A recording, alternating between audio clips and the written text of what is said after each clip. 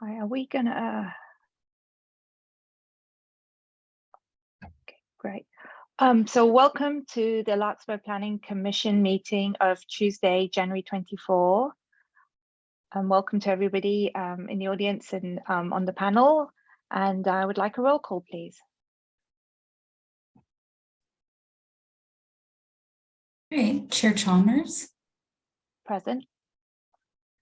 Commissioner Wagstaff. Here. Commissioner Campbell. Here. Commissioner Williamson.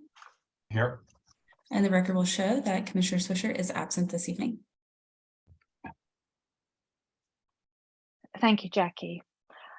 So to start, do we have any public comments on matters that are not on the agenda tonight?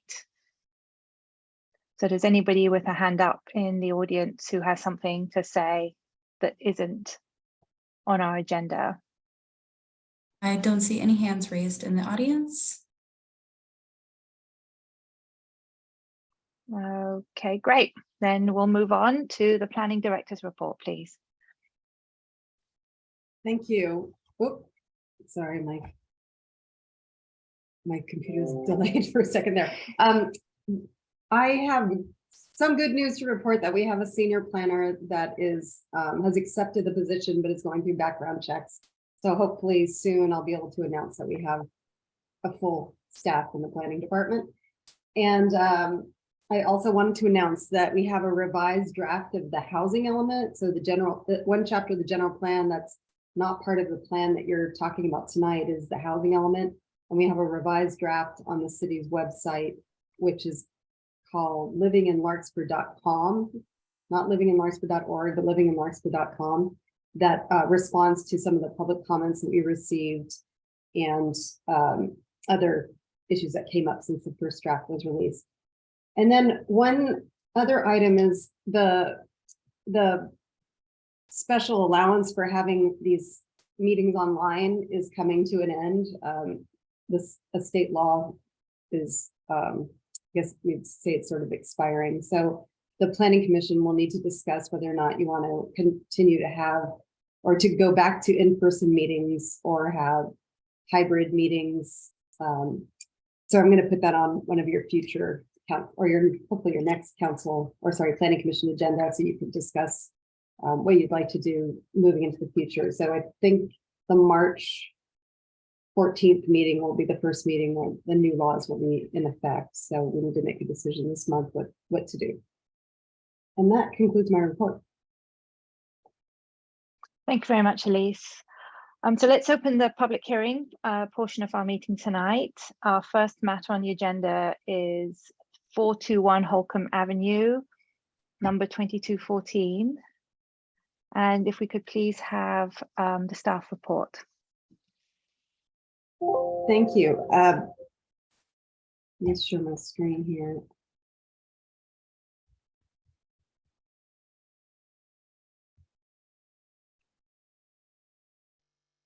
The applicant has revised plans in response to the Planning Commission's comments at the last hearing. Let me come up full screen here. If you're looking, oh, I think I'm not looking at the wrong screen. Maybe have a presentation. Are you looking at the plans by any chance? Look like a set of plans? Yes, you are. Okay, let me do full screen. And the plans essentially reflect what he presented at the prior public meeting in terms of revisions to the massing of the home to reduce its mass. And the other significant change that was made since the last hearing was to move the garage outside of the setback. And the applicant on these plans is showing it as a remodel, but we've noticed it as a new construction home because it's possible that the whole structure, both structures, the ADU and the house, will be demolished to construct this proposal.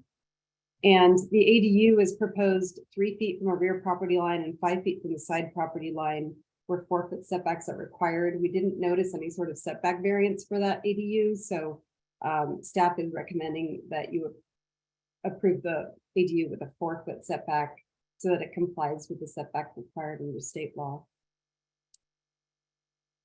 as you'll see in the demolition plan, they would be just taking off a portion of the wall of the garage so that the entire residence would comply with the required setbacks. And then the upper level the roof has been modified to reduce its mass. The second unit plan is the same, other than it being moved over to comply with greater setbacks. And then these are the elevations that change. So the rear of the structure has been modified to reduce the really tall walls that were on the prior plan. And then it makes a difference on the side here. And then also the garage sidewall appears to be lower than it was in the prior plan. So staff is recommending approval of this design, subject to the findings and conditions in the staff report, which do include increasing the side setback for the ADU so that it would comply with state law. And once it's modified to have a 4-foot side or rear setback, it would not be something that the planning commission can exercise any discretion over. The city would have to issue a building permit for that structure to be issued or to be constructed. And I'll conclude my staff report unless you have any questions for me, but I do see that the project architect is here if you'd like to hear from him. Does anyone have any questions for staff? One quick question. So the setbacks for ADUs are 4 feet and it would be 4 feet on the side also, potentially. Correct. They do have 5 feet, but they Right. could go to 4. Correct. Okay, thank you. Any other questions? Nope. In that case, can we invite the applicant or his architect to speak? I see And remind you, Kenneth Holders in the audience. I'm going to. great. And just reminding that any applicant should limit anything they say to like 10 minutes.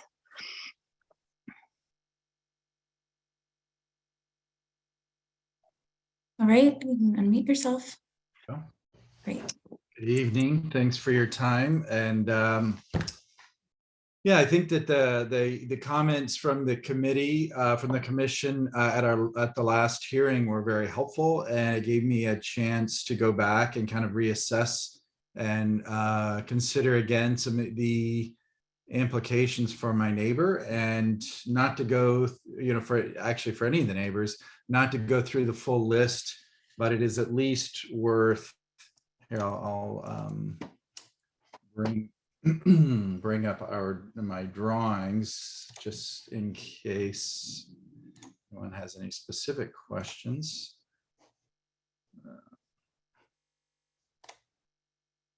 Okay. So I'd say, there was at the last hearing, there was some discussion about quantitative measure of mass versus actual design. The quantitative change that was seen here by moving the garage further into the house resulted in a 24 square foot reduction in the overall floor area ratio. I noticed that, Elise, I think you had noticed this as a 47% floor area ratio, and perhaps that's because I guess the policy is to round up to the next whole number. But it actually did reduce, per my calculations, to 46.5. Not a huge difference, but it's still all the same. I agreed with the concern. I'm going to go ahead and move on to some of the other site considerations. Is access to the site. It was a little unusual to propose a side entry, and I think my neighbors made a very valid point. So I developed the south, by moving the garage out of the side yard setback, enabled me to really develop a access path for the ADU along the south side of the property line, inserting an actual gate, which I wasn't fully sure if I was going to propose, but an actual pathway back to the deck. And then the entry is on the south side of the ADU. So that I think would be a significant reduction in any kind of activity of people, any visitors to the house, and any imposition on folks on that side. Just to go through that again, just to make sure it was clear that the front elevation, there was a master bath roof line here that it seemed very possible to just merge that together and make the house a little bit, maybe even a little more harmonious, a little quieter. At the rear, the same thing. I brought this flat ceiling down and actually found a way to make that room work just fine with a greatly reduced sidewall. I think it went from 11'6" of a sidewall down to 8'6". That's probably more apparent in this view, that now looking, say, from the rear yard, this has come down considerably.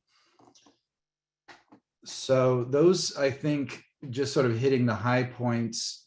I think that more or less summarizes the proposed changes. I think this, without compromising my design, I think that I found several ways to improve things. So I think that at 46.5 or even at 47, I think this design illustrates a way to propose an appropriate contextual design for this site. And I feel quite proud of the effort that I went through to achieve this. I think one additional sheet that I did include, I wanted it to be noted that because of some of the techniques that I used, if I had taken my neighbor's exact house design, this is based on survey data, the ridge height and the footprint that was taken by my surveyor, I just put their house design on my site, and the back end is literally just absorbed underneath these very large roof planes and shed dormers. I think a lot of that, the mass of my neighbor's home comes from a lot of under eave storage and partial height living space that doesn't count for floor area ratio. So in fact, even though I'm a few percentage points higher, the overall effect, I believe, is a much more sensitive proposed second story addition. So I felt like this study really illustrated a lot of the effort that I put through to make a second story that had the minimal impact on anyone, any of my neighbors. So I hope that would be considered in the overall approval. I think that, and I'm sorry about the confusion on the 4 versus 5 foot for the ADU. That is something I would like, because we were given a handout early on that showed very clearly 5 foot side yard and 3 foot rear yard. But obviously I'll comply with, I'd be open to any sort of change to make it comply with the city ordinance. I'm sorry that this really, I do have that paperwork still. So it might be worth looking at the city handouts, show 5 foot side and 3 foot rear. But yes, of course, I'd like to see about getting a 4 foot side yard on that for the ADU if I could. This ADU is definitely, it definitely takes over the rear yard in a certain sense. That extra foot would make it fit the yard much more sensitively. So I think that concludes what I have to say. I'm open to any questions the commission has for me. Thank you very much, Mr. Holder. I actually did have a question. It's sort of for you and for staff. Just maybe we could just clarify exactly then what the requirement is for the setback at the rear for the ADU, maybe what staff had asked the applicant to do and what the applicant is now willing to do, given that we know what the exact rules are.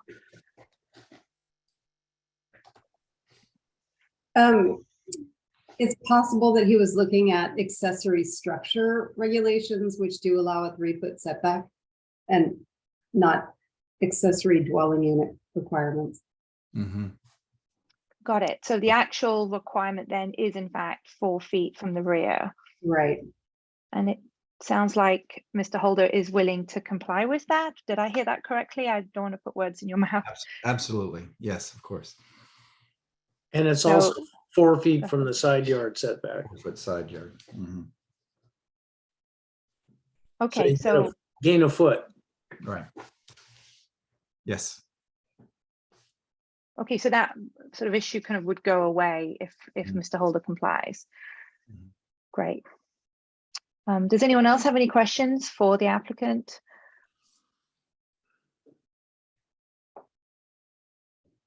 In that case, can we see if we have anyone in the audience that would like to comment?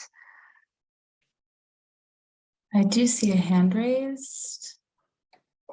I have 2 hands raised. Terry O'Donnell, I'm going to allow you to speak. If you can please unmute yourself and please feel free to turn on your camera if you'd like.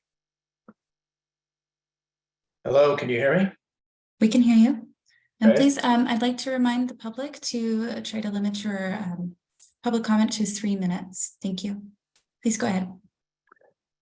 Okay, my wife Alana Yallo and I would want to thank the commission for their careful deliberations on 421 Holcomb. And we do appreciate Mr. Holder's desire to substantially upgrade the residence. And based on his presentation just now, we appreciate the efforts he's gone to address some of the concerns. We understand and respect the guidance the commission provided 2 weeks ago, and we are not going to speak tonight to simply reiterate the concerns previously raised. Rather, we want to raise some additional considerations at tonight's hearing before a final determination is made. Like many neighborhoods in Larkspur, Holcomb Avenue has a unique charm and character given its proximity to the downtown area and the small lot sizes that contribute to the intimate feel of the block. We raised our children in our home prior to our own remodel or rebuild and are well aware of the trade-offs of raising a family in a limited space. When we had the opportunity to remodel our own home, we did all we could to preserve the charm of our block, address all concerns raised by our neighbors, and intentionally limited the number of bedrooms and baths to conform to Larkspur's stringent but thoughtful FAR requirements. Although we were granted a small variance, our goal was always to balance our aspirations for living space and the maximum value we might attain with the respect for our neighbors and the heritage of our immediate surroundings. Both our prior home and current home were limited to 3 bedrooms.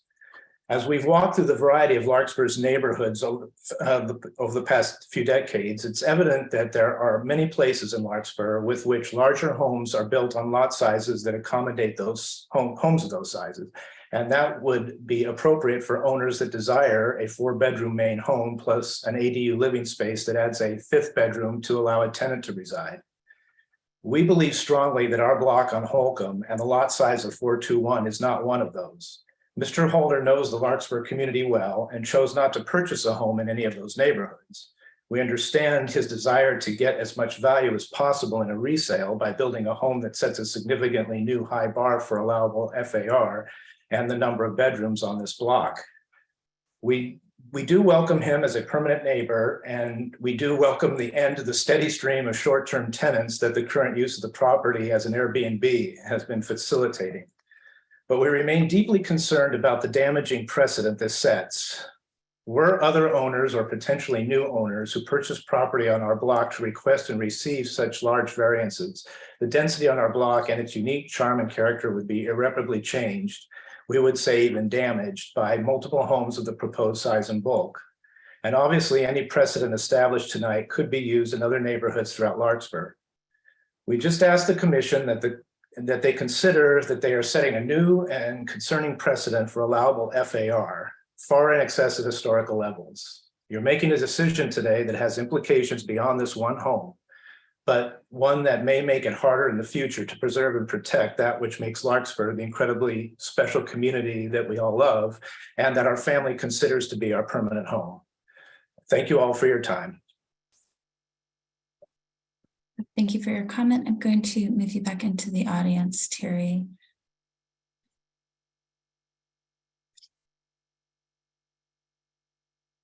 Okay, I do see another hand raised.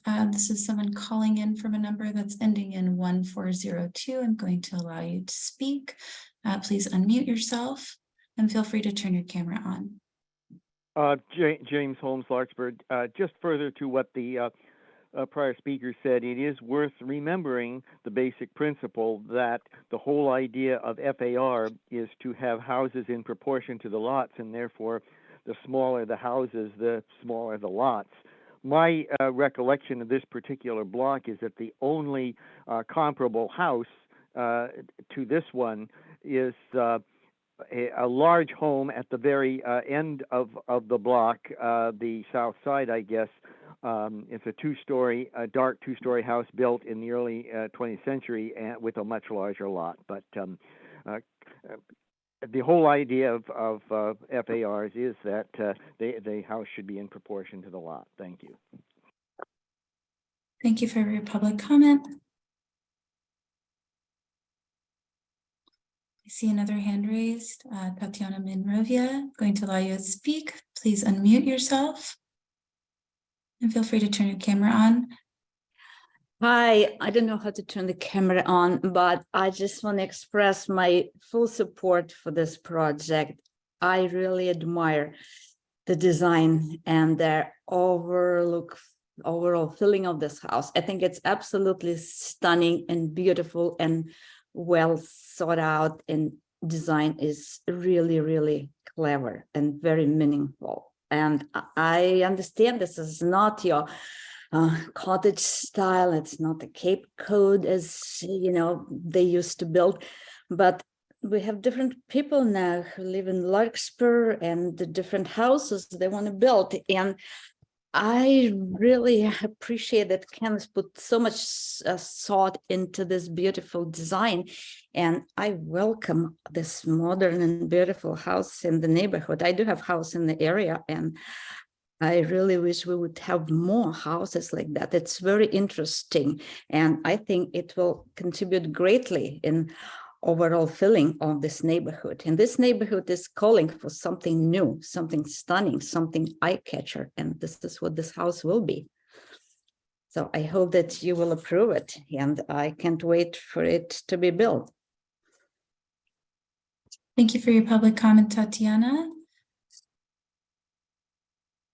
I do see another hand raised in the audience. Lisa, going to allow you to speak. Please unmute yourself. Hi there. I have to agree with Terry and the second speaker. My question is, what is the FAR with the changes that were made?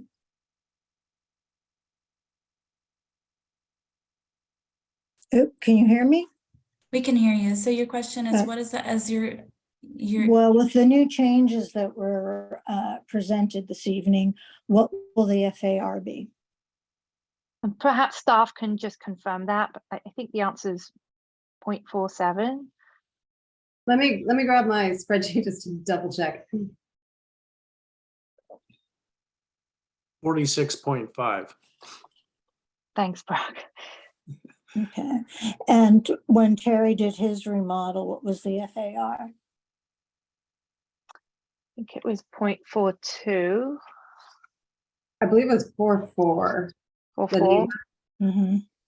Well, I guess my concern is that you set policies that everybody else has followed, and every time you waver on the policy, you just keep moving the line, and it's just going to keep getting moved. So at some point, you have to say, this is the policy, and I'm sorry, your design is great, but it has to fit within the parameters of what the rules are.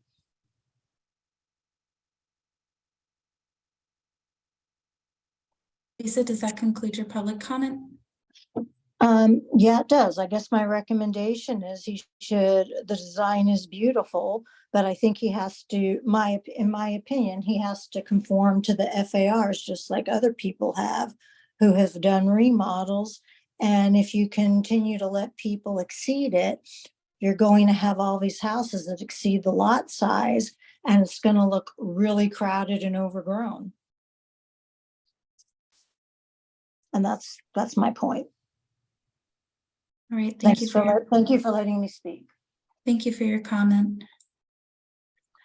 Jackie, I see a number of hands up, but I don't know if it's just because they've already spoken and they just left their hands up, or if they have further comment.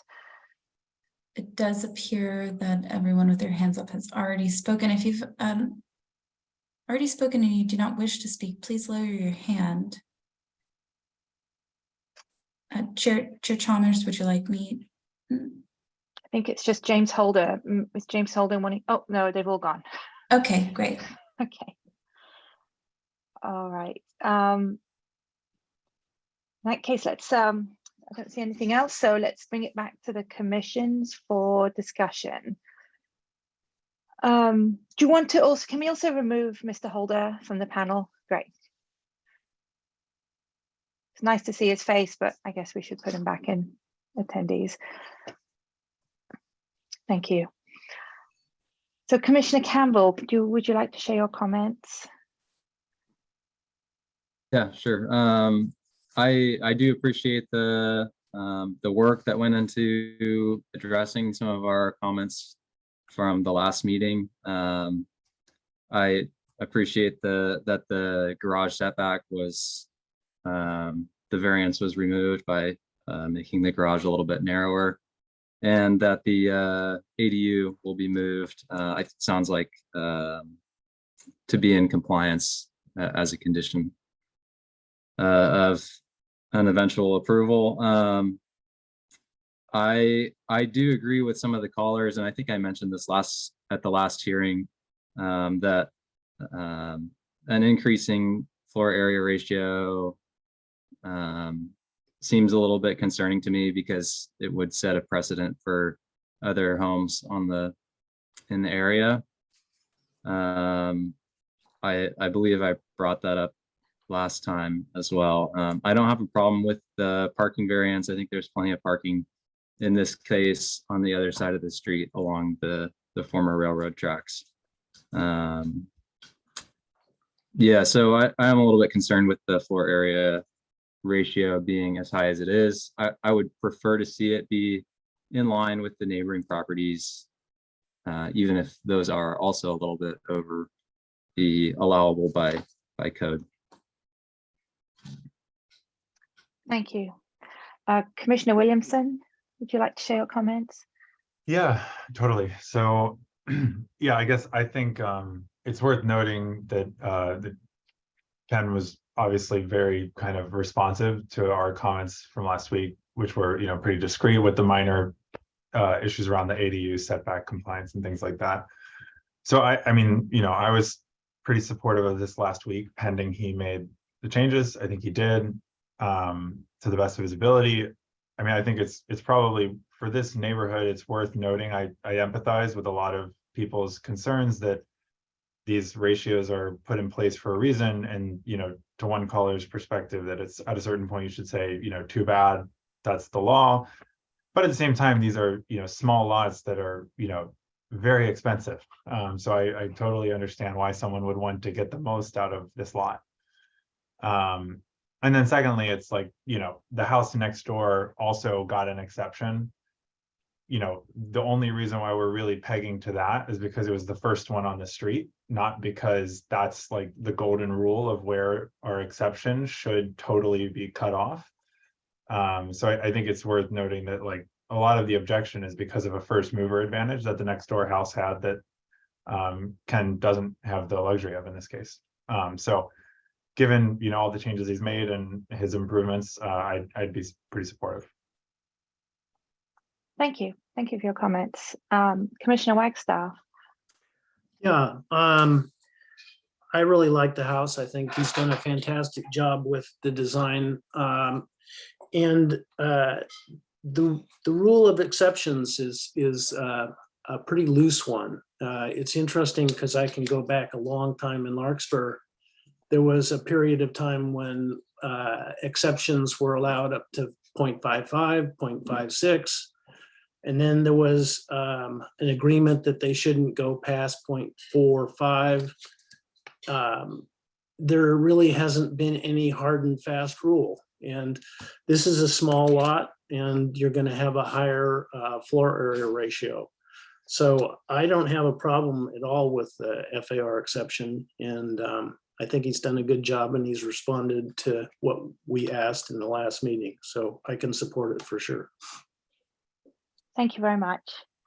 And for me, I first of all want to acknowledge and thank all the people who called in and wrote letters on this project. You know, we appreciate that you take the time. We do read all your comments. We do listen to them. The commission does take FAR very seriously. We do consider everything that we hear.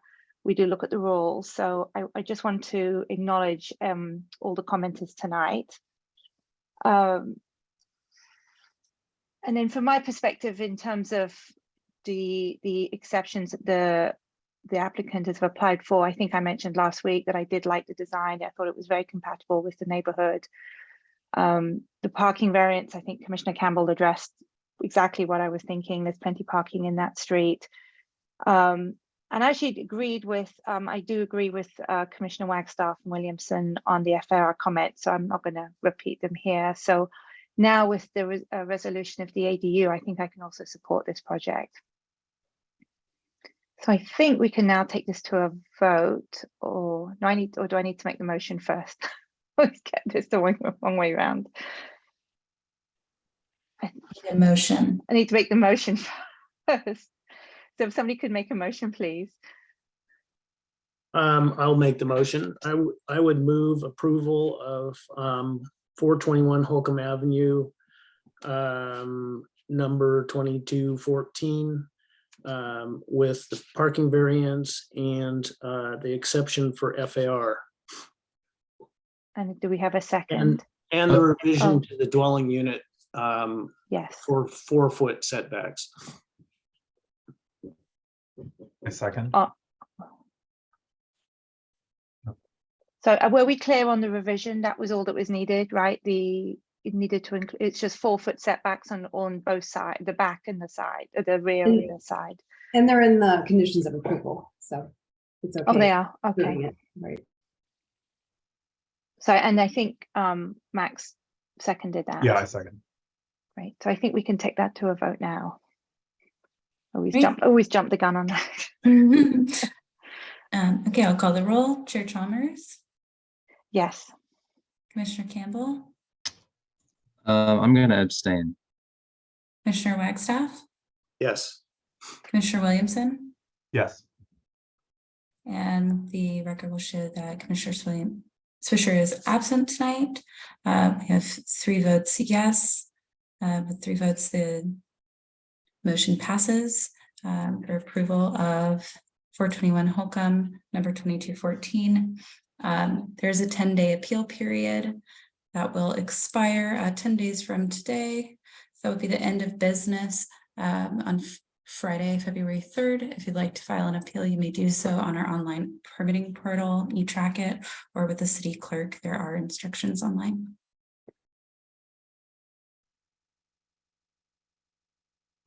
Thank you.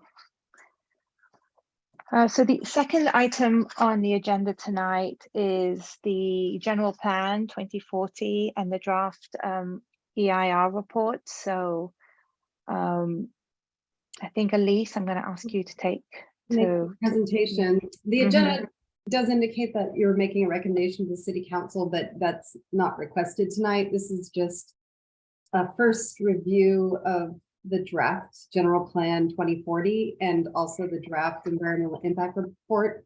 And the intent of this meeting is just another opportunity for the public to make any comments, and those will then be incorporated into the next drafts of the document. Let me start sharing my screen.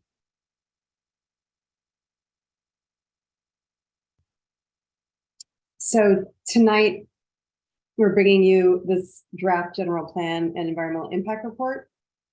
And the general plan it's considered a constitution for the city and has the programs that guide development into the future. And then a bunch of policies, and then a bunch of programs to try to implement those goals and program or policies. This particular update of the general plan is updating a general plan that was prepared in 1990. And as I put in the staff report, there was a general plan update committee formed that completed review of the general plan, I think back in 2012. And I, in fact, was on that committee. it's so long ago that I barely remember it.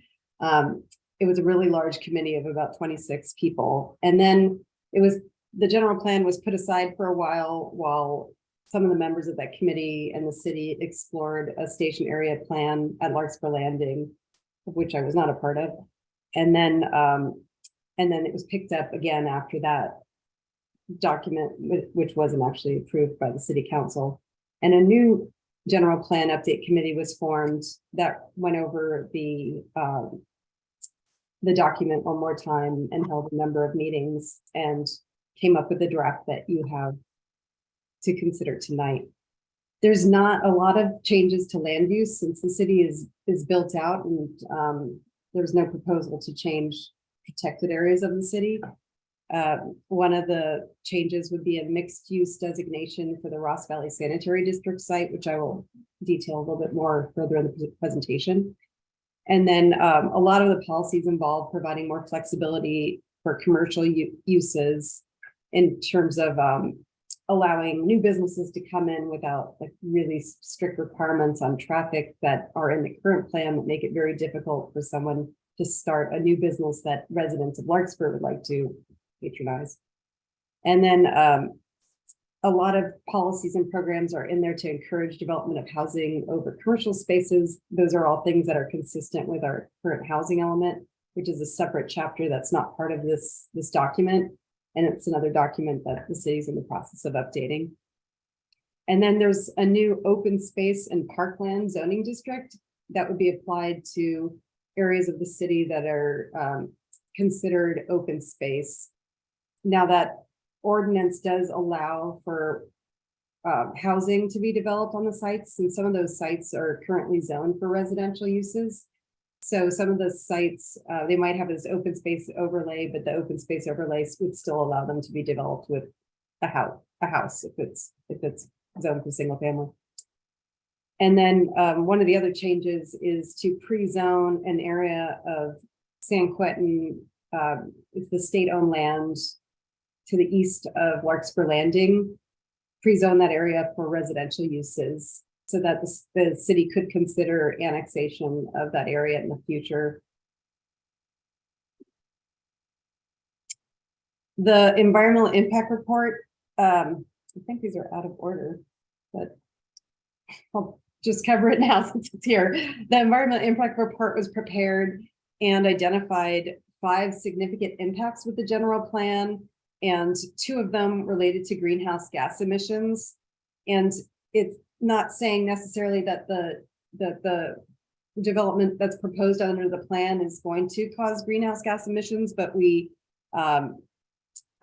don't have tools to document the emissions from the build out and also the cumulative build out of future development everywhere in the state, I believe, could potentially exceed the limits that have been set. Leonard Charles, who's our consultant for the environmental impact report, is in the audience, and he can give us or answer any questions you might have about the impacts here. But it's my understanding that this one has more to do with the lack of documentation than actually expecting that anything will create greenhouse gas emissions to an extent that would be a problem in Larkspur. And then the other significant impact that's been identified in the environmental impact report relates to water. And this one again is we're taking a conservative approach because under the current planning documents that the Marin Water has, we can't make a determination that there would be adequate water supply for the total build out of units that are anticipated under the housing plan, or the general plan, which in reality, if there wasn't water available, the water district wouldn't issue a permit. So in that sense, there's not going to be an impact. However, the water district could just if they were to plan for the water use of the total build out here, the method of providing the water could have an environmental impact. For example, if they were to construct a desalination plant somewhere in Larkspur, that plant could have an environmental impact. So to take a more conservative approach for this environmental impact report. We've just determined that that's a significant environmental impact because we don't know what their plan is in order to provide the water. They could be planned in the future, they could plan things such as more conservation efforts, limiting water supply for landscaping, and things that may not have a significant impact, but we just don't know what that plan is. The other thing to consider is while we're planning for a build out that reflects the current regional housing need allocation for Larkspur, as are all the other marine communities, those units may not be built in that time period. Everyone's encouraging them to be built, but property owners build the housing, not the cities. And so it will depend on how many property owners decide to construct the units, and they may not all happen in the time frame of this general plan. So the draft general plan is on the city's website. There was a public meeting held in January of 2021 before the environmental impact report was prepared to receive comments. And then the environmental impact report was completed in November and released to the public. And we collected comments that were due on January 17th. The comments that we've received, two of them relate primarily to the general plan itself and not the environmental impact report. One is from the Ross Valley Sanitary District. Their attorney, Riley Hurd, who I see in the audience tonight too. And they would just like the mixed use 1 designation applied to their entire site, because currently a portion of the site is zoned for open space. That was as a result of a specific plan that was adopted for the site for a project that may not be pursued. And so they just like more flexibility. And then the other comment was from a resident of Golden Gate Trailer Park who is asking the city to eliminate program LU 3.2.E, which recommends investigating opportunities for rezoning that Golden Gate Trailer Park for mixed uses, and then which would entail displacing residents of the park. The current housing element, there's a draft of the housing element, and we're not in. There's no proposal to eliminate or change the use of that site or to identify that trailer park site for additional housing. And we've identified significant number of other sites that are available to provide the city's share of the regional housing needs. So there's no plan to make any changes at Golden Gate Trailer Park in the draft housing element. And there's a lot more awareness now than there was 10 and perhaps 20 years ago when this general plan was first started regarding displacement of affordable housing. And so staff certainly doesn't want to encourage something that would displace the residents of the trailer park, because that housing is definitely hard to develop. And even if it's going to be a temporary situation, a lot of times the residents would not return. So staff's recommending that this planning commission recommend eliminating that policy from the general plan draft. And then as for the Ross Valley Sanitary District site, this is the proposed land use map. And this green area here, this is the Ross Valley Sanitary site, is this whole site. And this horizontal striped area is, or diagonal striped, is the MU1 designation, which would be a designation that kind of allows what they've already been approved to do, which is a mix of different uses. So it could be different commercial uses with residential uses. The plan that was approved before had a hotel with residential uses. And this would also allow a lot of flexibility in uses. This is one of the last remaining vacant lots in Larkspur. So it has a lot of potential for redevelopment, and we really do hope that they provide housing at the site. So as part of that, as part of the prior plan, they had designated an area at this top here for open space, and that the sanitary district would like the entire site to have this MU1 designation with this horizontal striping, and to eliminate this strip of open space. This is the site from an aerial photo. And again, it's hard to see the property boundaries here, but the boundaries are here. And the area that's designated as open space does have, appears to be oak trees and vegetation. And then there's a lake here, and apparently there's some wetlands in this area as well. This is a little bit looking at a little bit closer up. So the open space designation, it's really hard. It's kind of hard to tell where it falls on the aerial photo, but it does encompass these trees that the city may wish to preserve. So for this request, staff is just recommending that we'd love to hear your comments on the request and hear from the sanitary district representatives that might be here tonight and any members of the public. But one concern is we just need to look into this more, because if we took the open space designation off and that area could be disturbed with new construction, it may be possible that city has no say about removal of the trees or disturbance of the wetland unless we have other protections in place for those features of the site. So I just think it needs a little bit more research to see because we don't want to create new impacts by removing that designation. And I don't know how much time the city has to prepare alternate protections if that was something that was going to be considered, because between the general plan and the environmental impact report and the housing element and the objective design standards that we're working on, there's a lot on the city's plate right now, without going into how we're going to protect those trees on the site. The other request about the trailer park, right now the land use map does not propose any changes for that park. So the land use map itself, just these dark brown maroon areas are trailer park. And that's the way it would remain if that policy is removed. And then this area next to it is the BevMo and commercial areas. This is a commercial designation that's next to the trailer park. And then the city received 5 comments on the environmental impact report that are more specifically addressing environmental issues.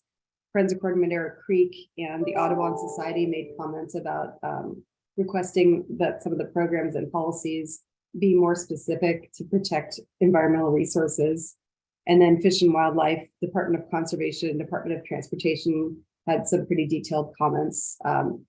All these comments, the city's environmental consultant is going to consider and then make modifications to the draft environmental impact report. And so my recommendation for these comments would be to provide any comments that you might have if you agree with anything that you saw in the letters that you'd like to highlight. But otherwise, we could allow the city's environmental consultant to address the issues, and then you'll have another chance to review the responses.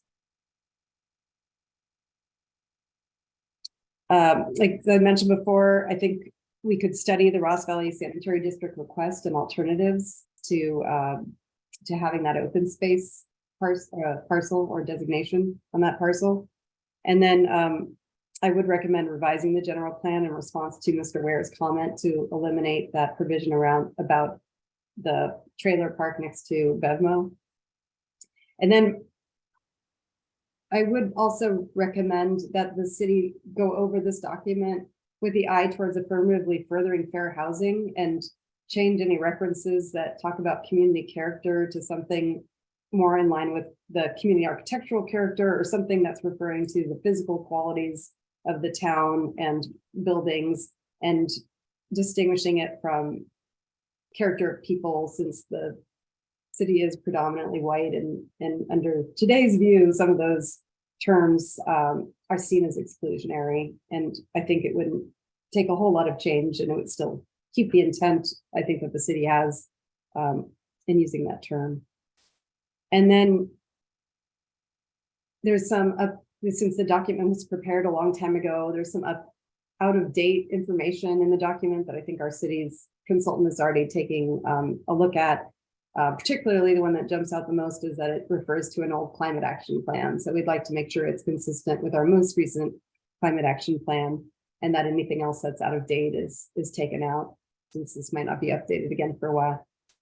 And then allow our ERR consultant to respond to those comments that we received for the environmental report. The next steps would be the consultant preparing a final EIR and responding to those comments. They're going to prepare a final general plan draft for review. And then it would go along towards certification of the EIR and adoption of the general plan. So you will see those documents one more time and make a recommendation to the city council. And that concludes my staff report. And I'm happy to answer any questions you have. If it's something technical about the EIR, we do have Leonard Charles in the audience. Thank you, Elise. Should I guess I'm trying to figure out what our goal is here. I mean, should we invite is it Leonard Charles from the or Riley Hurd? Oh, who's from Riley the sanitary district. Is the person who is representing the Rust Valley Sanitary District. I mean, one kind of comment I had was, why do they want to remove the open space designation? I don't know if this is the right forum to ask that question and hear an I think answer. so. I think it's appropriate. There's not a lot of people in the audience, and we are here to receive comments. And so I think I'd be happy to. We could ask the public to comment, and we can make it. Do we do public comment first, or do we ask our questions first? Saw him drop off, so I don't know if he doesn't want to comment. But oh, he doesn't want. Oh, there he is. Sorry, Jackie was just Jackie was pulling him up. Good.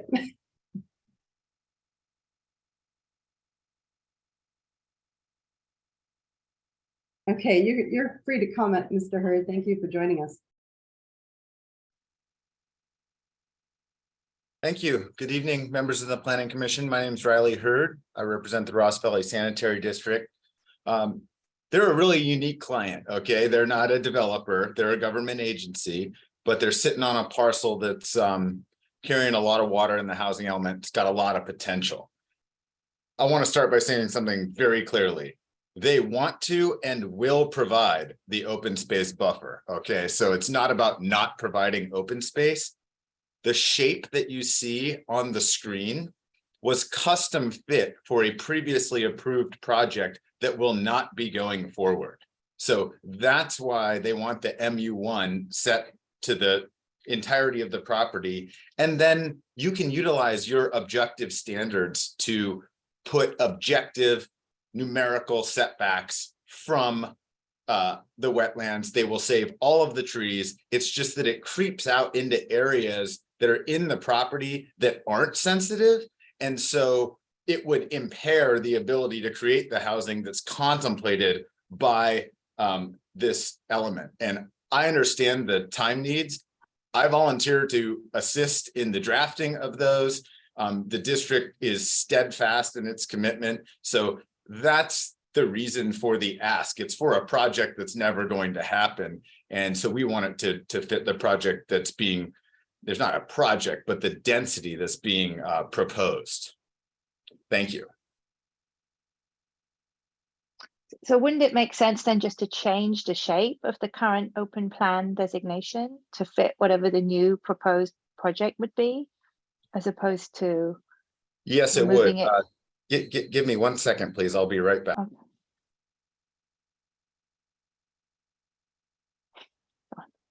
I would think that would be a possibility too, to modify it to in review of, I'm sure there was documents prepared to identify what the sensitive areas are there. And so maybe it could be just narrowed to address those areas. The prior plan did also include public improvements. There was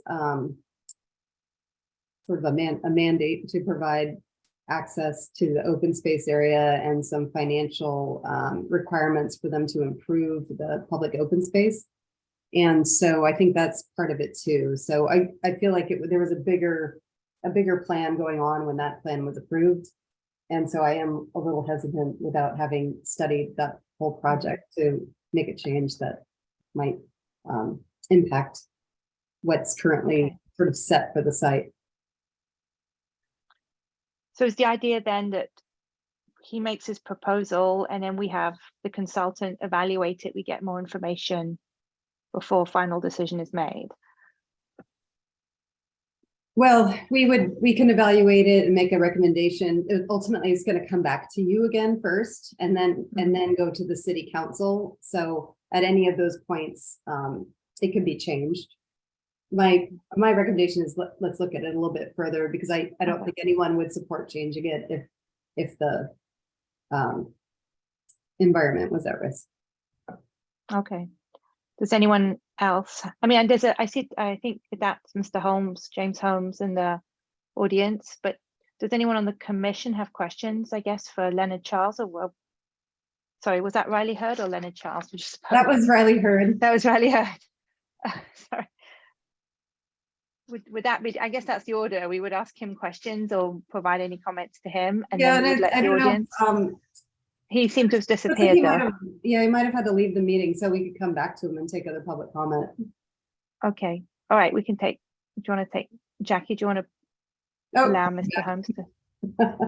Oh, he's back. Okay, he's back. Okay, Riley Hurd, I'm going to allow you to speak. Please unmute yourself. Can you hear me? We can. Oh, yes. Okay. Hey, my apologies for that. A little something going on at the office here. Got that taken care of. So yeah, just going back to your excellent question of why don't you just redraw the open space buffer? The answer to that is there's no designed project here yet. We have to see where the housing element lands in terms of density. We need to see where the objective design standards land in terms of which transects are applied to the property, and then would have to engage an architect, and it probably would not be the district, would be a development partner, to come up with the best fit for this property that will fully respect the open space. And in the previous iteration, that's also what occurred, and they designed the shape that's on the map now. And when I was working with Neil before the transition to Elise, we came up with this mixed use 1 general plan designation to facilitate a mix of uses at the site. There's still a little bit of this property that will be a sanitary pump station. That's why we've got public facilities in there. There's a great housing potential, as you know, and the plan that Neil and I came up with was, well, let's just integrate the open space requirement into the text of the MU1.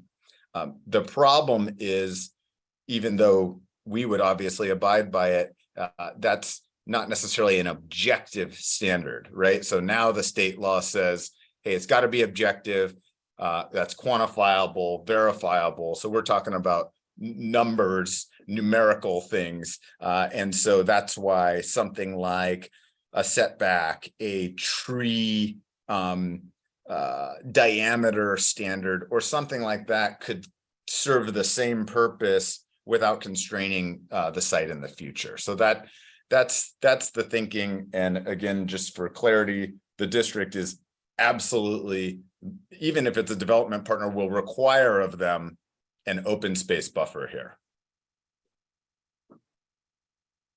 Thank you. Does anyone have questions for Mr. Hurd while he's on?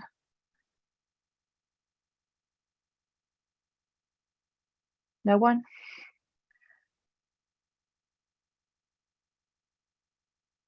I guess I've got one.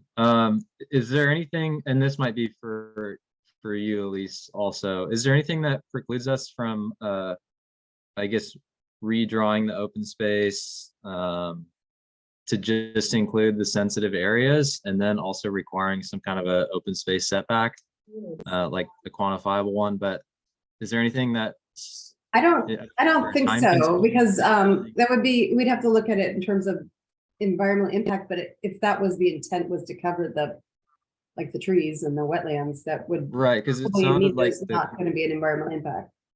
It sounded like the issue is that's the previous open space zone was custom fit for the old development, and it includes some non-protected areas that they don't want to be included. So I mean, if we could just exclude those and only include the areas that the city wants to protect, I mean, would that make sense? that might make sense. If that wanted to be a recommendation, we could take that and consider it further, just to make sure that we're not missing anything related to the. I mean, plan. it sounds like there's multiple ways to do this, right? Like you could do that, or you could have a tree setback or a, setback from wetland areas. It all requires somebody to decide where those areas are if we haven't done that already. I'm still here, so I'll just say, we would be totally fine with that and would be happy to assist in delineating the tree and wetland area so that the line could simply be altered to capture the entirety of that area, but not come into a potential building envelope.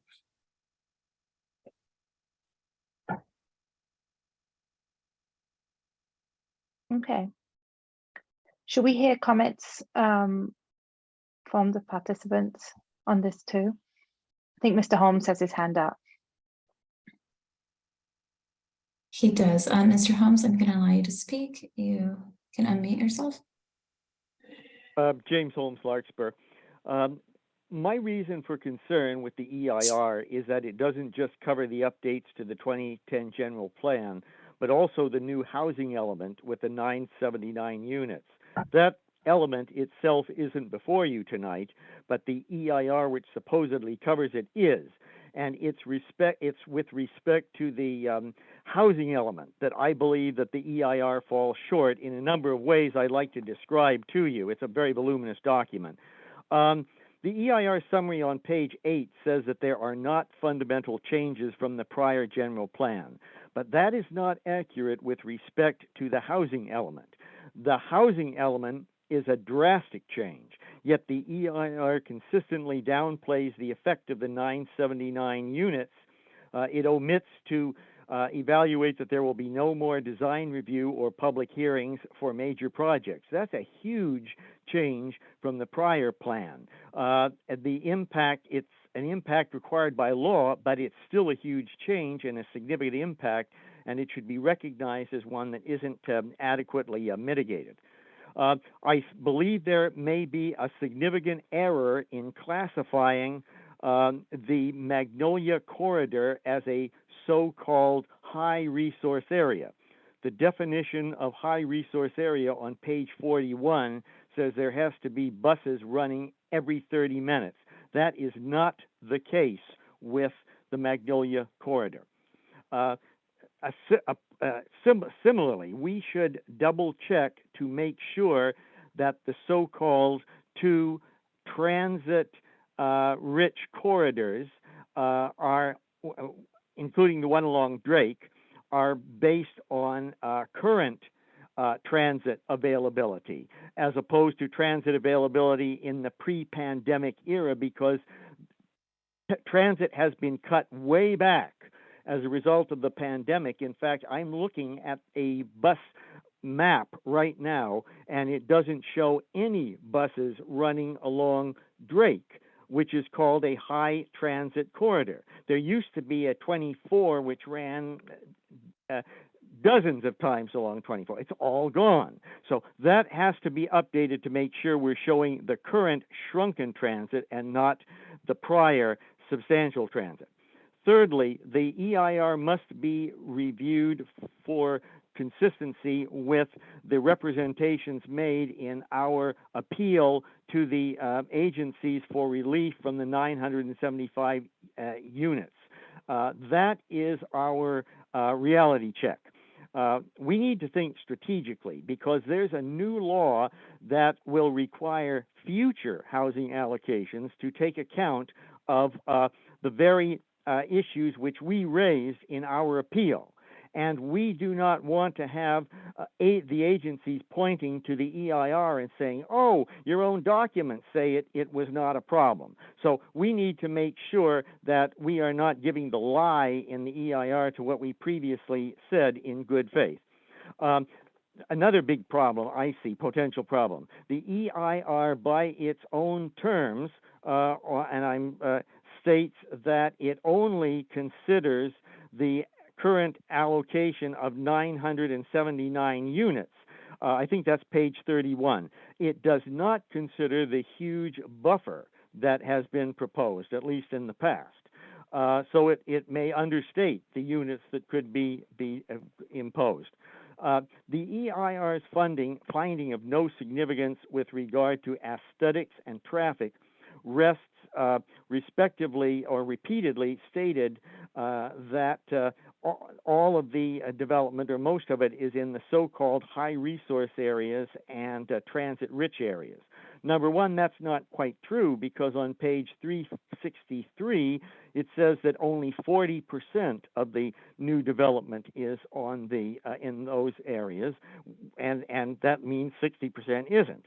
Number two, it isn't credible to say, as the EIR says on page 444, that there won't be an impact if you are putting 4-story buildings along North Magnolia, which the EIR says could be done under the density bonuses.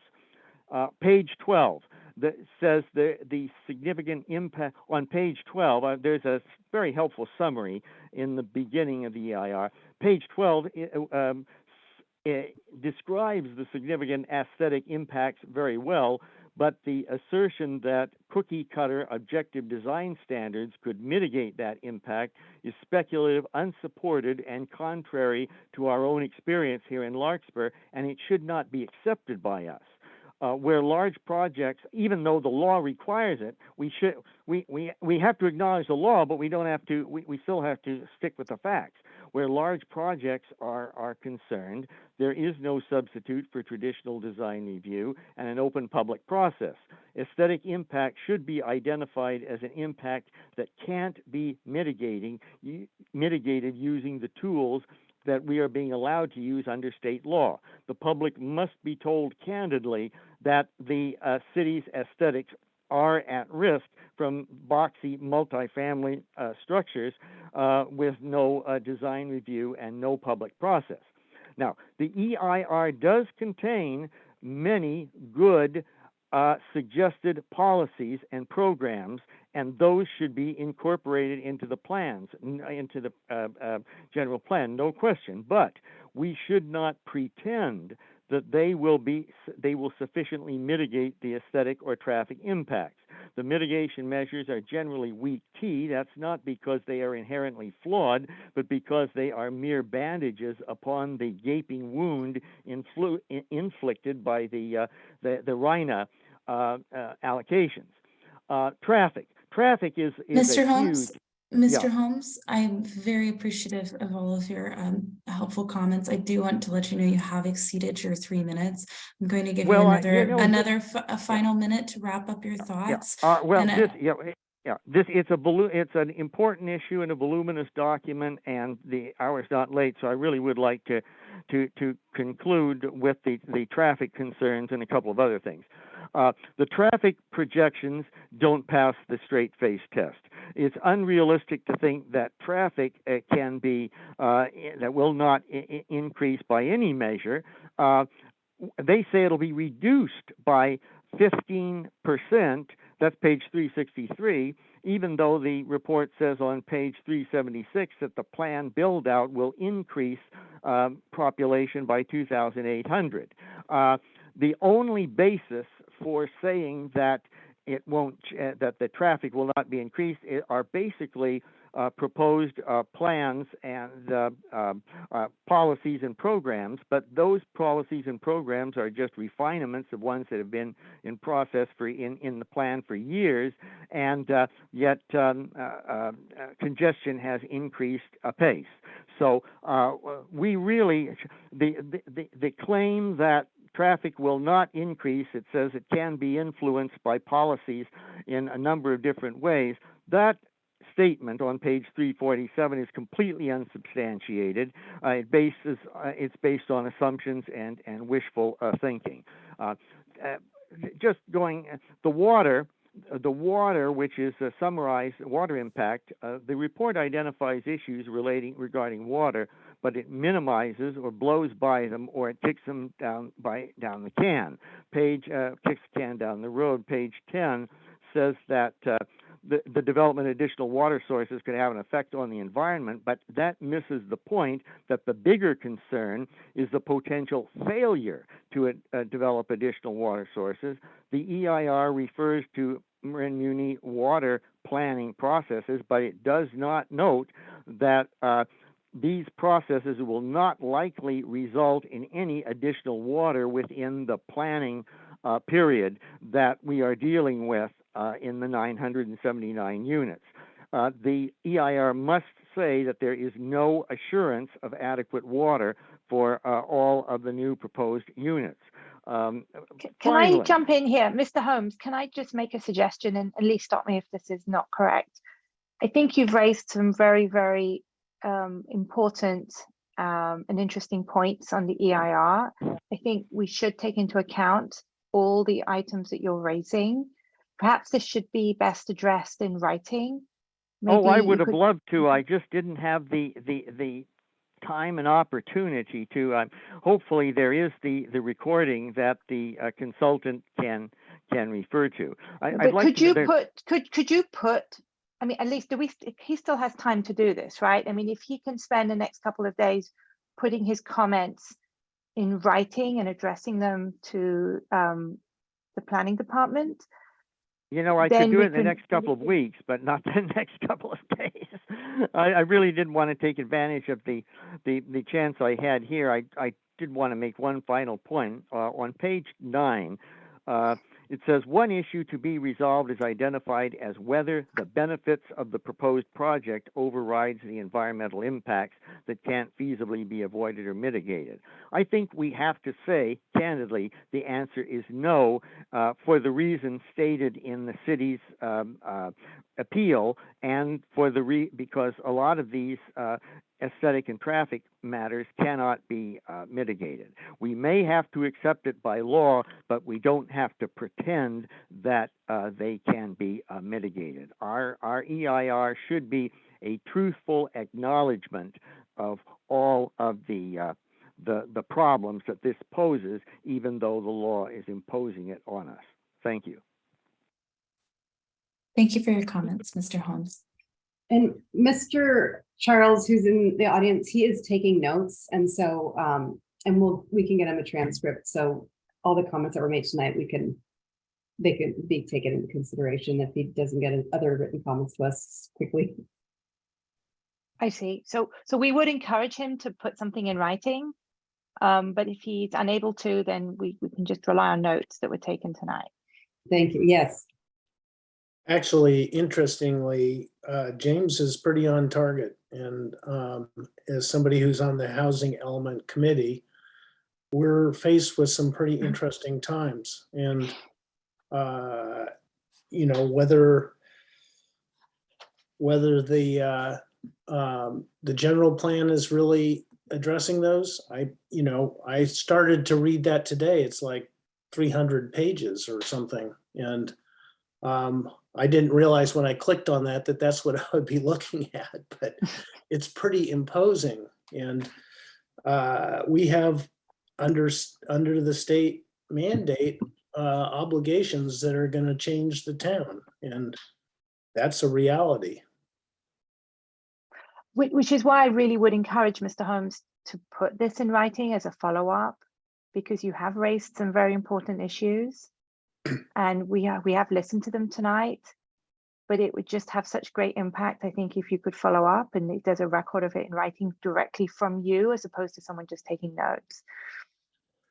Does the sanitary district, that's actually not part of the city at this point. This is projected. The sanitary district is part of the city. So the city's boundary goes beyond that site. The newer homes that were built on Drake's Cove, I believe. Yeah. That's the city, and then the city jurisdiction ends right after the Drake's Cove subdivision. And then the county has a project under consideration right now for an affordable housing development east of that Drake's Cove, and that is outside of our jurisdiction at the moment. Right. And what is the difference between an area that's within the city's jurisdiction and an area that's just under influence? Sphere of I saw that influence. on the. That's probably a good question for Leonard Giles to answer. So we plan for it as if it could someday come into the city, but it's not, we have no, we don't regulate it at all, but it's Who planned. does? If someone wanted to come in, we would already have the planning in place. But who does right now? Is it unincorporated or is it the It's county? currently it's unincorporated Marin County, but Mhm. considered in the city's sphere of influence. Okay. Exactly.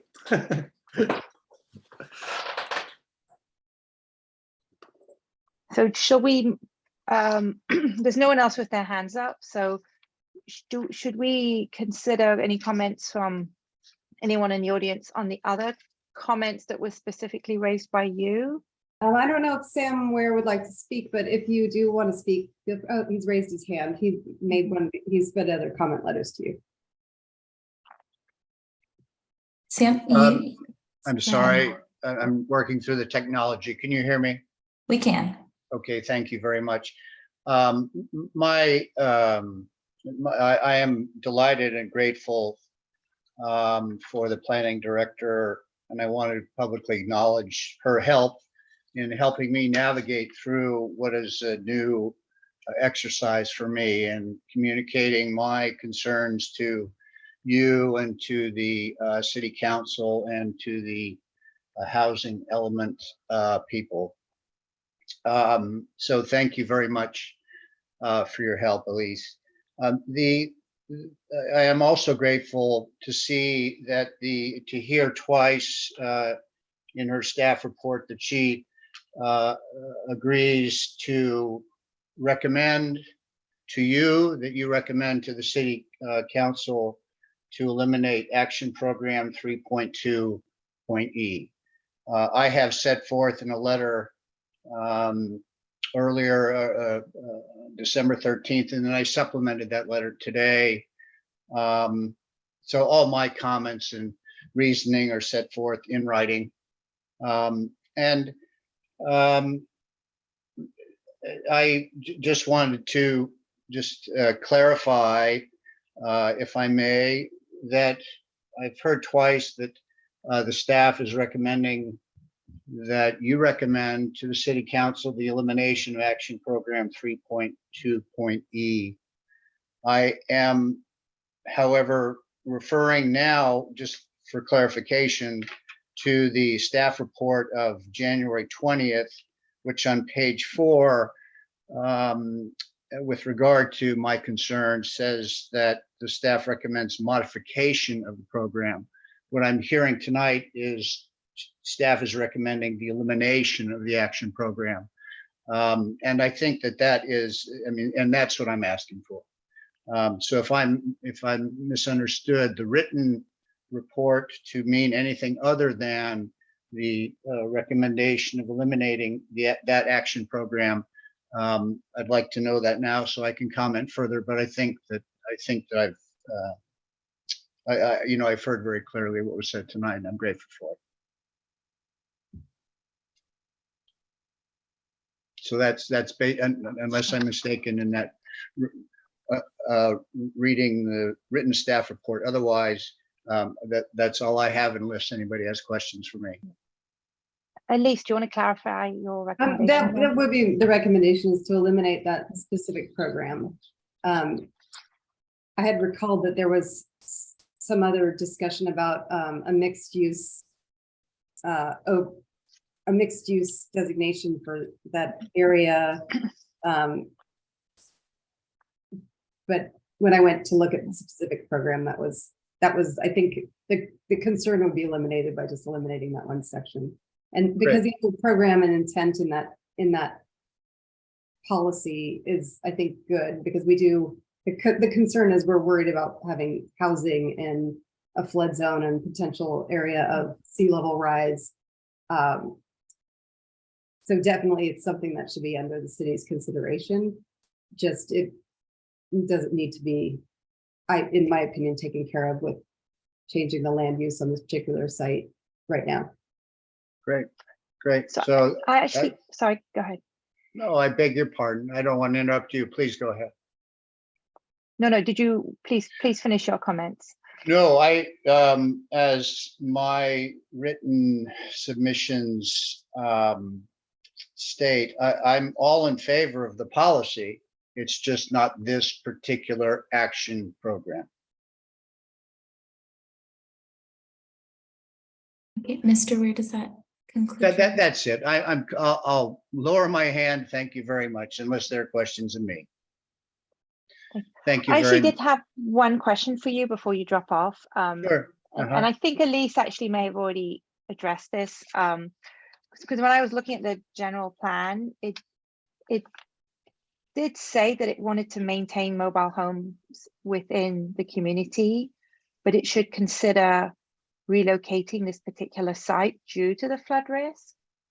So should this site have to get relocated, like, wouldn't we need the rezoning to put something else in there that would work for that site? But what I think you just said, Elise, was it didn't need to be taken care within of that didn't need to be addressed here in the general plan. It could be addressed outside of the general plan. Is that what you were suggesting?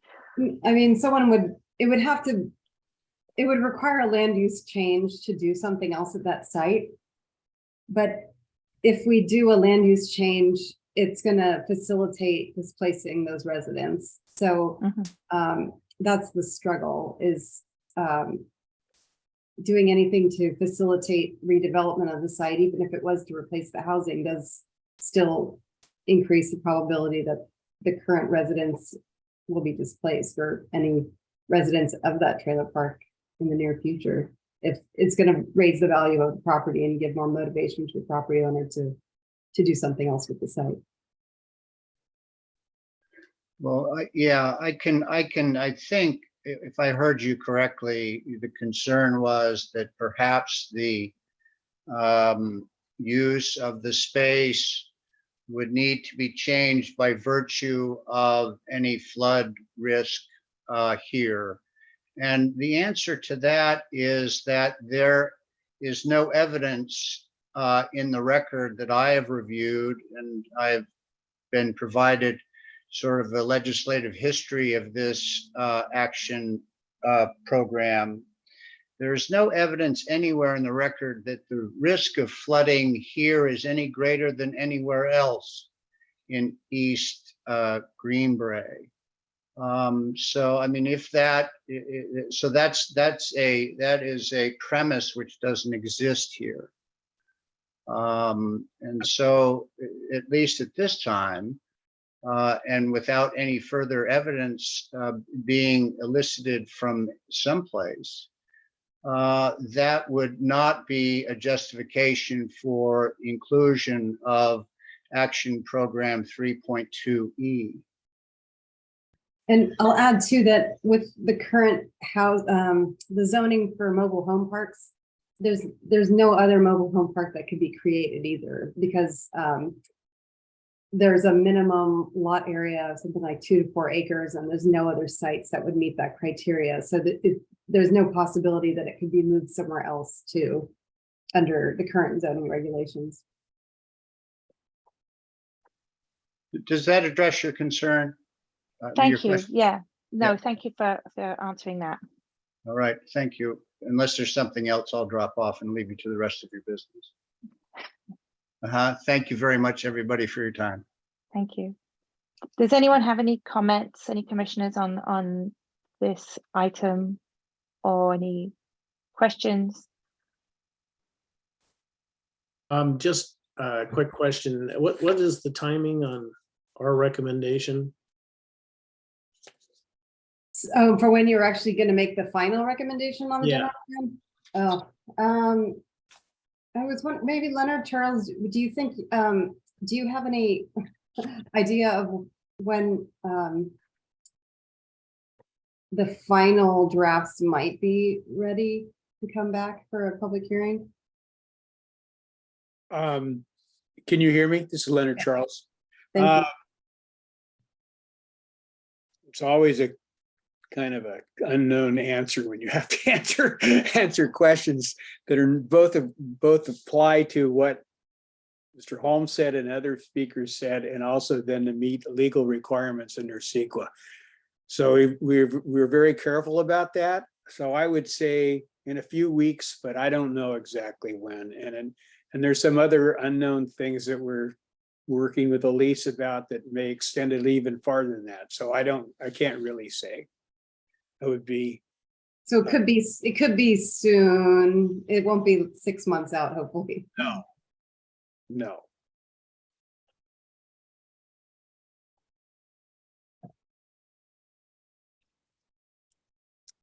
Just to add on to that, the comments that we received, the written comments we received from the reviewing agencies are actually fairly straightforward. It can be taken care of fairly quickly. But then there's the issues that Mr. Holmes brought up. And so we need to see where we're going with that.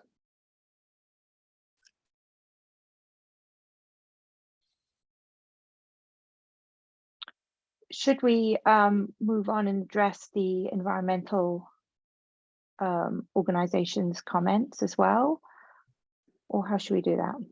I guess at this point, there's no one else in the audience that would like to speak. If you wanted to just tackle each of those or the comments that were received, if you wanted to provide any input on those comments or any comments of your own, and just bring it to a discussion, that might be a good idea. So there were 3 comments, I believe. I think it was the Department of Wild Fishes, California Department of Fish and Wildlife. There was the Audubon, and I think Corte Madera Creek, Friends of Corte Madera Creek. Yeah. Does anyone have any questions or comments or anything they would like to raise so we can discuss on those issues that were raised?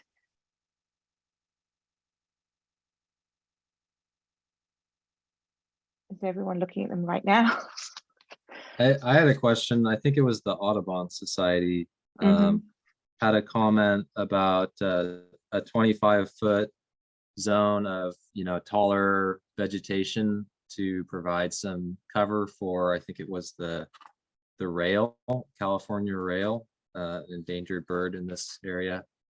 I guess I was just curious if that would apply only to new construction along the creek, or if that would be sort of applied retroactively to areas of marsh that are present. I think it would be difficult to retroactively have people do improvements, but Right. but maybe there's someone that's done that. I just think that in an application that would be difficult to do. Okay. Yeah, I agree.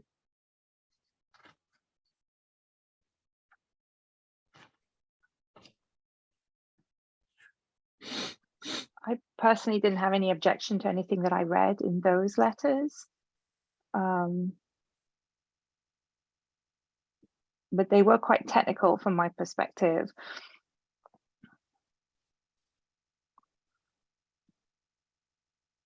I agree with that. I found some of these sort of out of my area of expertise. Yeah. Brock or Max, do you have any comments or? Nothing net new for me.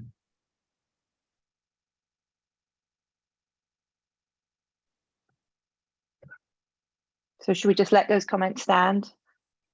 Yeah, or you can the environmental consultant will respond to them, and then you will have the opportunity to look at how the documents responded to them, and the next time you see it. Great. And then comments 6 and 7, I think, need to be. Oh, sorry, Liam, you wanted to? Oh, I was just going to say, I think that sounds. I'm anxious to hear their responses. Thank you. And I think some comments 6 and 7, those just should be included. You weren't really looking for a recommendation from us. Yeah. Yeah. That's correct. So unless anyone has anything else, I think we've covered the requirements that we need to go through for the general plan for tonight. Yeah, unless you have, if you're supporting anything, like you do agree that that program should be eliminated or have any comments, feel free to give us that direction so we can make the changes for the next draft. Or if you need more information, like we could explore the open space, shrinking the open space. Yeah, I mean, I personally think it makes sense I think that the Ross Valley Sanitary District's request to adjust the open space makes sense, provided that the sensitive areas of the site are still protected. It sounds like there's a few ways to do that, but and I'm not sure which is the best way, but I think it's a reasonable request. And who would look into it, Elise, when you say we would look into it, or that with more information I would be look into provided? it and work with our environmental consultant to see if there's any, we don't want to do anything that significantly changes the plan at this point, but it seems to me if the areas that are intended to be protected, or that are more sensitive are protected, it shouldn't have a big impact on the plan. So I think that's sort of in line with what Liam is saying. It would be helpful for you to look into it, and if we could end up somewhere where I think it's written into the report that there has to be some preservation and whatever it is that makes sense after you've looked into it.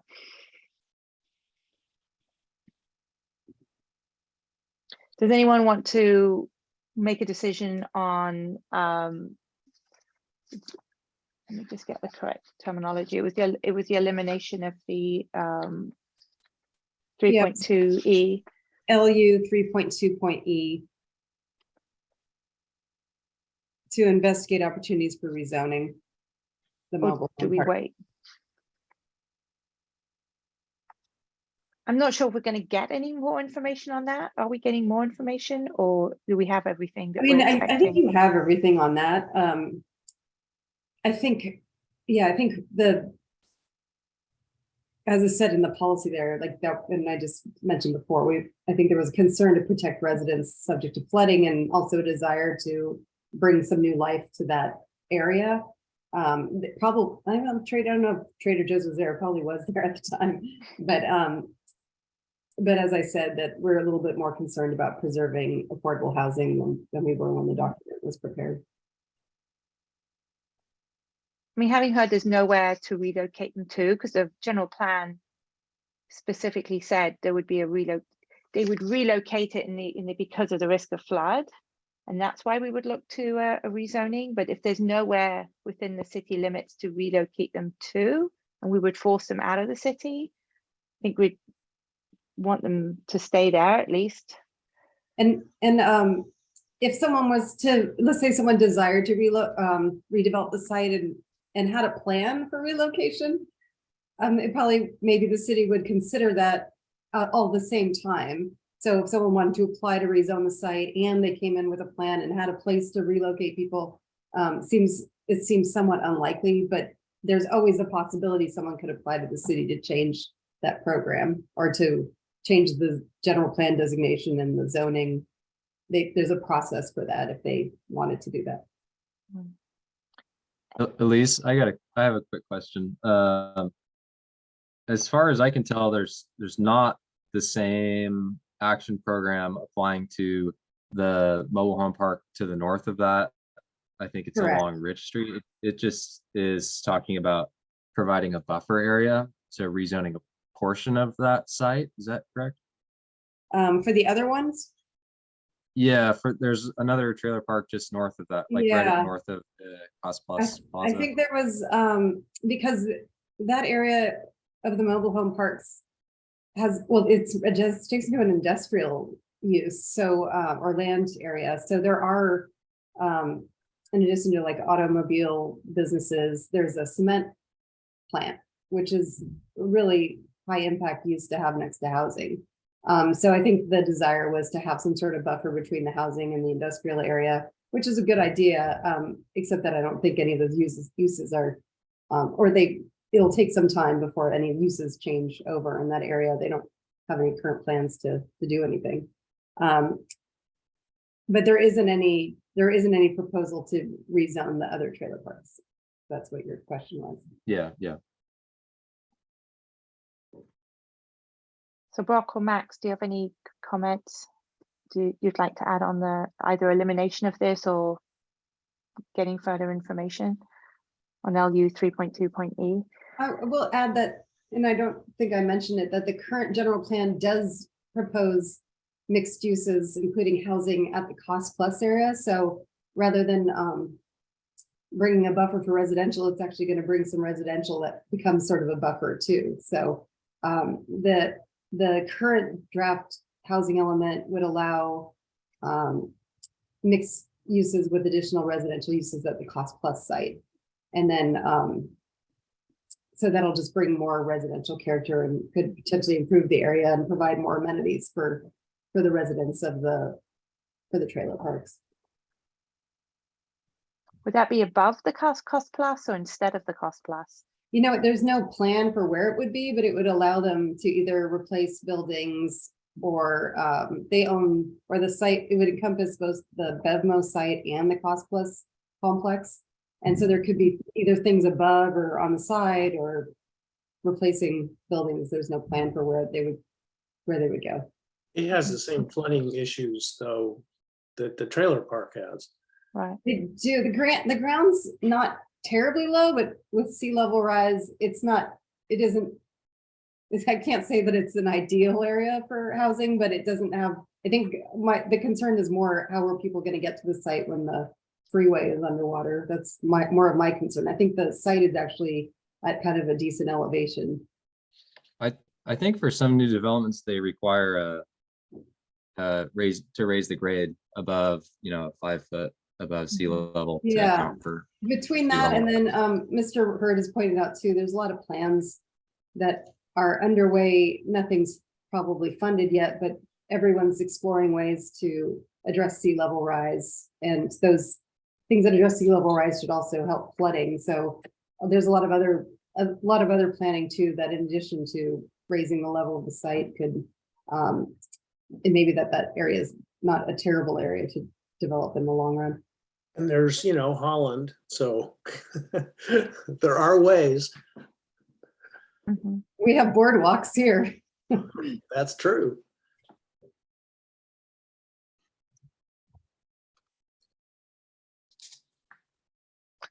So where do we go with that now? Should we make a decision tonight?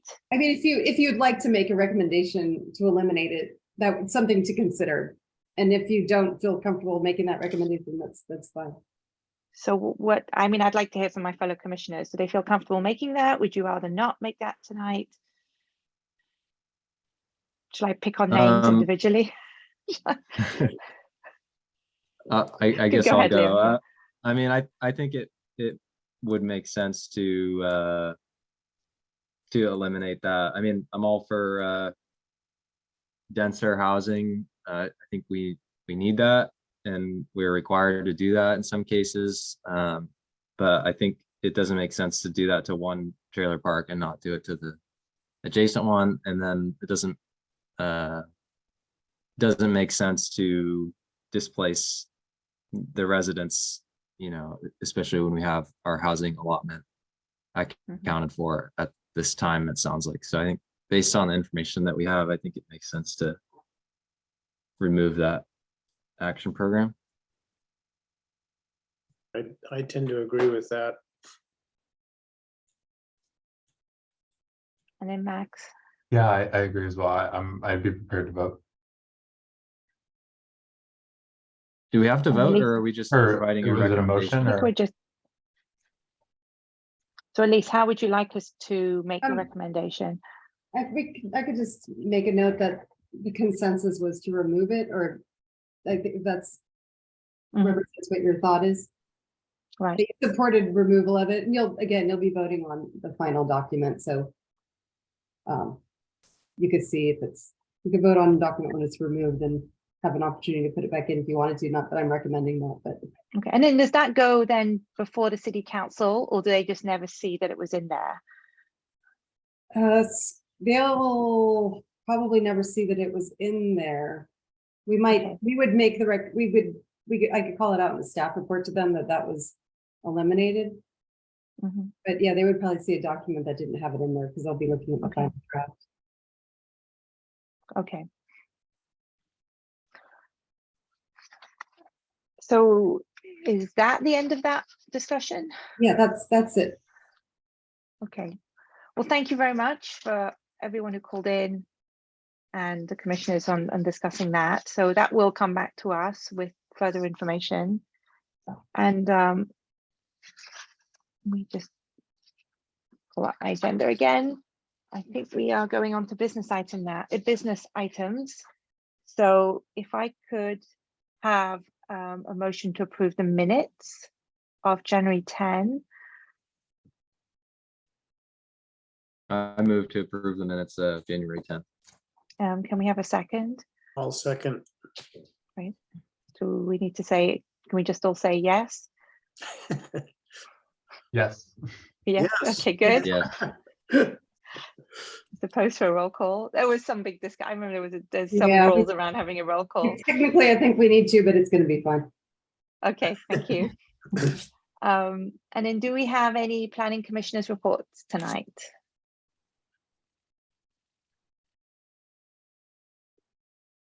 Nothing? Okay. Maybe you could just confirm the date of the next meeting, Elise. So the date of the next meeting is February 14th, Valentine's Day. Okay. We still have some time to notice that meeting. We have an extra week this month. So we should know the first week of February what's on that agenda. It's possible that large housing, 20-unit housing project on Magnolia will be heard that night, but I'm not entirely certain right now. And as I mentioned in the email with the packets, I have left copies, the full-size sets of copies of that project are on our back porch. If anyone wants to start looking at the plans, we do expect them to start putting up story poles at the beginning of February. Okay. Elise, is that project, because the plans are pretty interesting, is that actually within the height limit, or are they proposing? That's what I thought.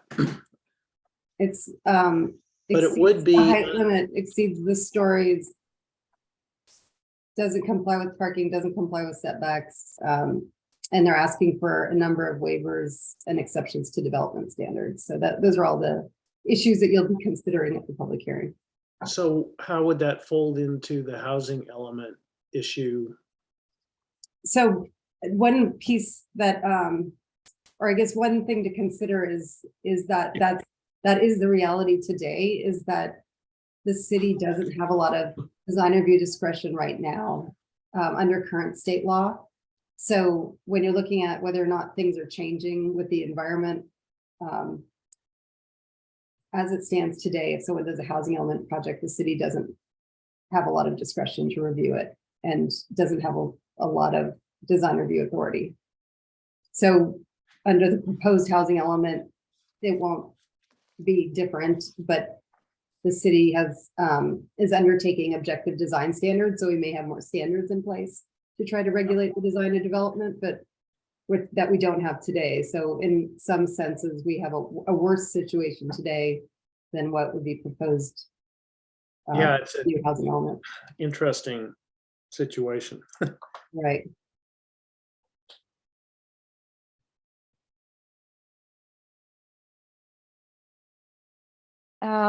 Unless we have anything else, shall we bring the meeting to a close and we can have a motion to adjourn the meeting? Anyone? I move to adjourn today's meeting. I'll second. We can all say yes. Yes. All in favor, yes. Yes. Okay. Right. Thank you all so much for your time. Thank you And, very much. We'll Good night. let you know when we have an agenda for the next meeting. Great. Thank everyone. you.